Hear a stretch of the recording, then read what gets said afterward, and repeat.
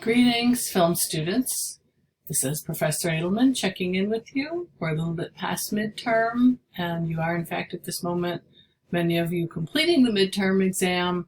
So I'm just checking in to say hello, to say hang in there. I know this class is very fast-paced, and you're doing a great job keeping up with the viewing, with the reading, with the writing, and with the exam taking.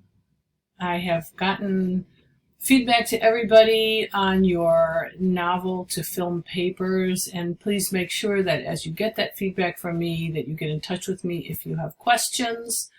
Reminder as you move into the next phase of that project that I will be looking to see that you are incorporating film terminology that we're studying into that final paper when you talk about the kinds of choices that filmmakers have made in adapting a work of literature for the screen.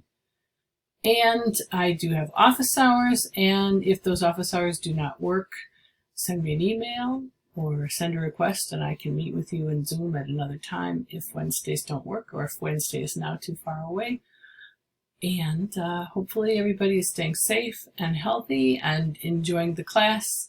Please let me know whatever questions or concerns you have, and I look forward to keep reading your writing. Stay safe, everyone.